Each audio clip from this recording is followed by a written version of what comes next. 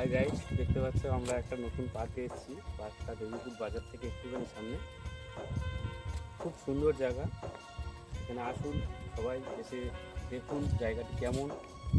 ক্যামেরাম্যানকে বলবো একটু চারিদিকটা ঘুরিয়ে দেখাবো।